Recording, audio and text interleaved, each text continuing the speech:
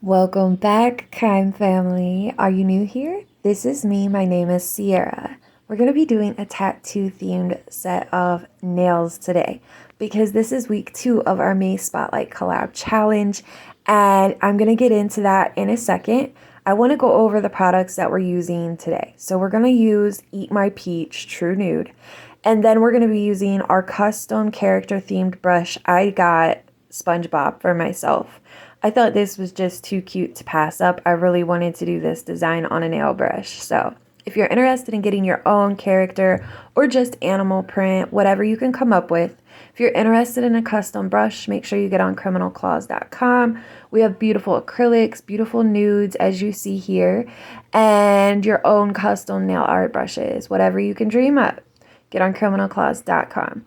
So this week's theme is tattoos, and this is week 2 of the challenge. Now, me and Sweetie Nails, aka Tessa, came up with this theme for week 2 because we are teammates. She's actually the one that invited me into this challenge. And when I say I was already subscribed to her YouTube channel, she is hilarious. Hilarious. I love her so much. But when I say that her nails match her personality, I truly mean it. Her nail art is just beautiful, and she has been in all of the collab challenges that they have held, and she has just showed out for these challenges. So make sure that you go and follow her. All the links are going to be down in the description box. You guys can go and check out and see what she chose to do for her tattoo theme, because I bet you it's probably going to be totally different from what I did. Our minds are so similar but so different. It's crazy at how in a different direction these ladies can go with a theme. Like last week, it's crazy how different it was. So make sure you guys go and check these lovely ladies out. I love you guys. You're gonna love them. Make sure that all my besties are besties, okay? I need my friends to be friends. All right, so now it's time for the fun part. You guys know where we're going with this, right? So did you guys know that tattoo means stigma in Latin? Why does it mean stigma? So I wanted to look into where tattoos originated from, or at least like how long ago was they created? When did they start? So when paleontologists are unearthing skeletons and fossils, they actually found a fossil in ancient Egypt that literally dated back to like thousands of years before Christ, and it had a face tattoo. Now, scientists and historians are believing that tattoos, along with everything else throughout history, was a way to either show status. The designs would show your religion. If you have committed a crime, they would brand you with a tattoo to show everybody that you was a criminal and maybe what your offense was. Just everything that you could think of that would tell people who you are or about yourself. It could tell people, if you were from Africa thousands of years ago, what tribe you belonged to, or at least what cultural identity you had. Tattoos were there for possibly a language barrier. So if you come across somebody, you might not be able to tell what they're talking to you about, but you can kind of look at their tattoos and see what they are about, if that makes any sense. So throughout time, you had sailors getting whales or hooks tattooed on their arms, and you could tell that that was a sailor. You could see people who were religious deities, maybe not throughout Christianity, but other religions and cultures would get religious tattoos on their body, which would tell you that they were a religious person. Now, throughout history, tattoos have definitely changed. You can actually get a eye tattoo now. Like, you can get fluorescent tattoos that only glow in the dark. You can get tattoos on your eyes. You can literally get a tattoo on your nails. Did you know that? Could you imagine somebody, oh, no. Like, could you imagine somebody literally tattooing your nail plate? Oh God, that would hurt. So, one thing that I found interesting was in Egyptian mummies, which, if you got mummified, that means that you were of high status and you were part of the royal family at least, right? Poor people did not get mummified. So, in Egyptian mummies, they found that a lot of the women were tattooed, and a lot of the tattoos represented fertility. Great, they did their job. But the tattoos actually were on a lot of the concubines, which were women that were not the pharaoh's wife, but his side chicks, right? So the concubines would get tattooed to show everybody else or any other male that that might not be the pharaoh's wife, but she is still his property and do not touch her. But now women have kind of turned around tattoos. So now throughout history, you see tattoos on women showing that their fertility, their status, if they're a side chick or not, if they're royalty or not. But now women have turned tattoos around to now use tattoos for filling in their eyebrows so that they never have to do their eyebrows ever again, right? That is so awesome. Or they would get a beauty mark tattooed on them or lip liner. So now with tattoos, it's not about status or fertility or any of those disgusting things that were put on us throughout history. Now it's literally just to make us feel beautiful. We're doing it on our own, and more women nowadays are getting tattoos than men. And that is so crazy because I would feel like it would have always been like that because men are whiners and they cry about everything. And I've seen men get tattoos and how they just cry about it. And then I've seen women get tattoos where they just literally fall asleep. So, yeah. Now, here we are in our nails, and I'm already done, shaped and filed, and I wanted this style to match the other hand because I just wanted it to. I didn't want to have a really long stiletto or a really long coffin on one hand and then really short stiletto almond on the other. So I made sure that these ones matched, and I'm really happy with the way it turned out. I feel like the shape is definitely on point. So I'm just getting ready for the nail art. I'm cleaning the nails off with acetone, and then I'm going in and I'm going to matte top coat them to get them ready for the nail art. Somebody asked me why I matte top coat my nails before nail art. And when you go and file, you put little jagged edges into your nails. The file marks are there, whether you know it or not. You can file as much as you want and not see the file marks, but they're there. So when you're going in with your gel liners or gel polish, which could be even worse, the gel will catch on the file marks and literally spread throughout the file mark. It's not cute. It doesn't look cute. I go in with matte top coat to fill in all the file marks, and it gives me such a smooth surface, and my gel liner does not bleed out at all over the matte top coat. So it definitely gives you a level playing field when it comes to drawing your nail art. So I love matte top coating my nails. Now, it's not necessary. You can definitely buff your nails very well in order to do your nail art.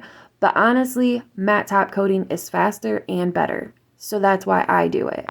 So believe it or not, people still use tattoos as a status symbol. So in gangs, not just here in America, but in Chinese gangs like the Yakuza or Yakuza, they get full body tattoos in the Yakuza, which takes a lot of time, but it shows who they are and that they are there for life, right? It definitely shows their status in the gang.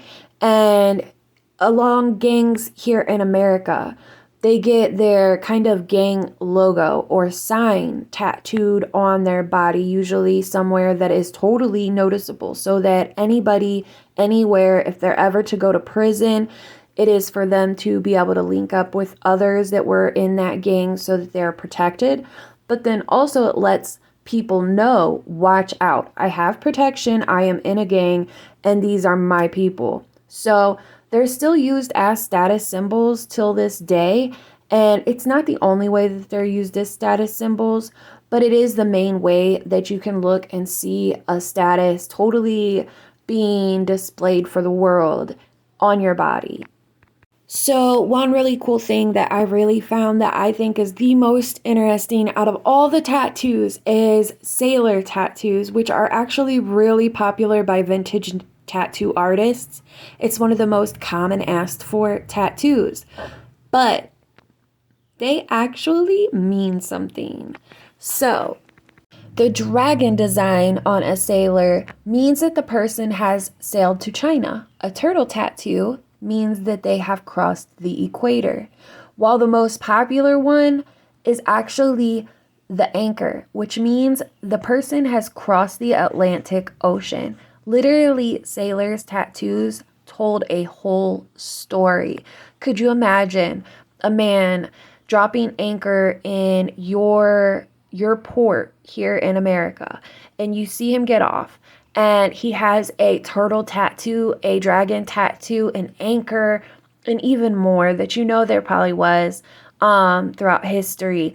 But just thinking, like, I have to talk to that person. I have to know, what did they see when they was in China? What did they see when they was crossing the equator?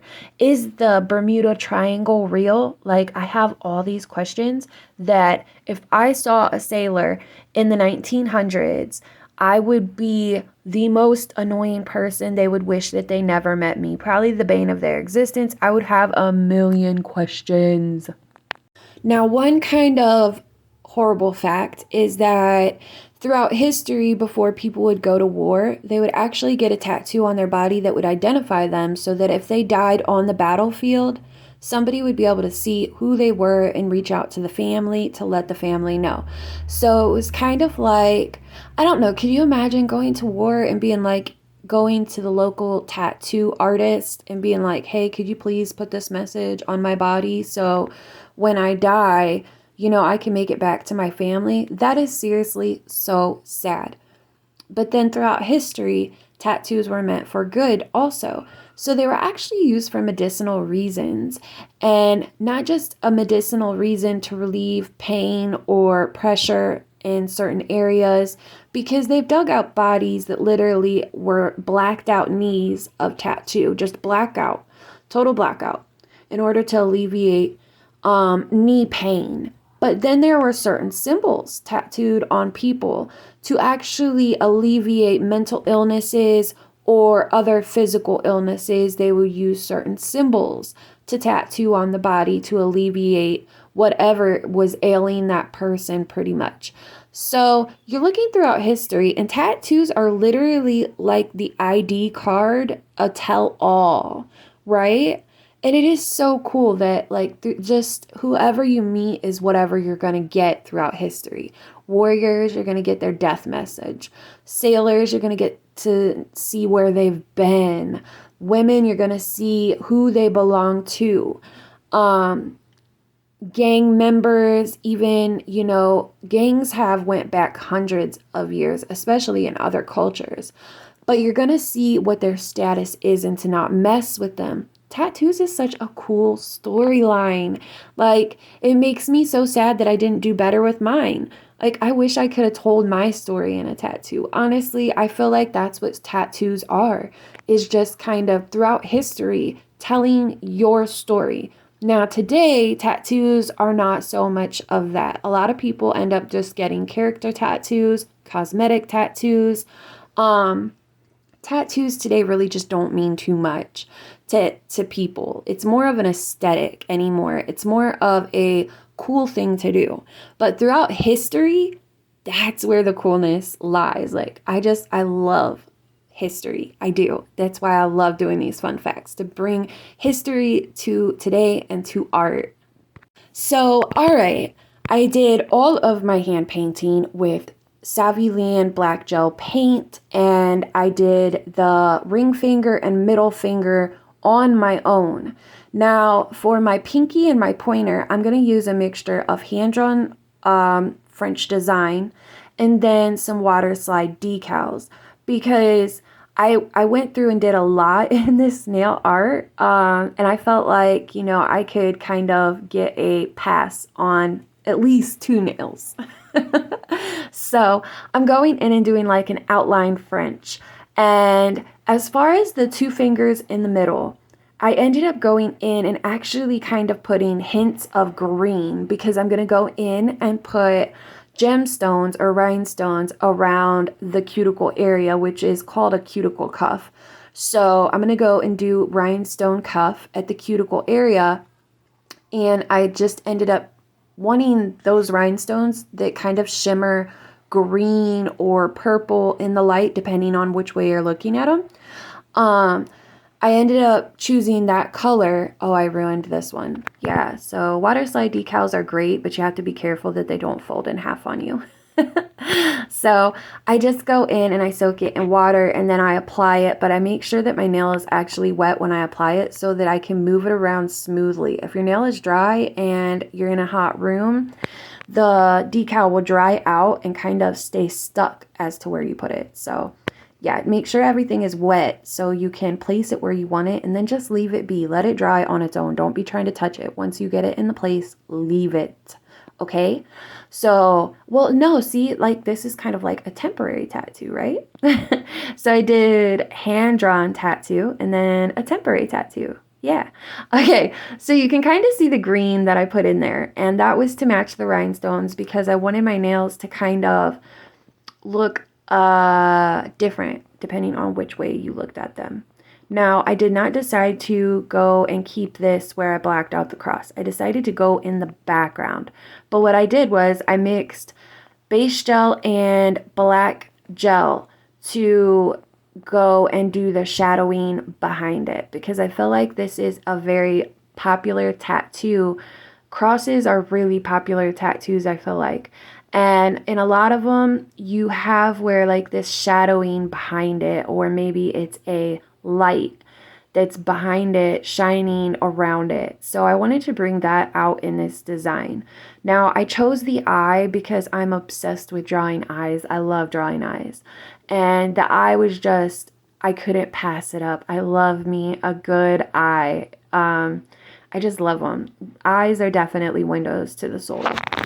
So, all right, back to the fun facts. Did you know that when you go in and you find Chinese characters, right? So if you want to get a Chinese symbol for love, or you want to get a Japanese symbol for hate, whatever it is, you can look it up, or you can go to a tattoo shop and they will have Chinese symbols or characters on paper. They'll have usually an album that you can choose from.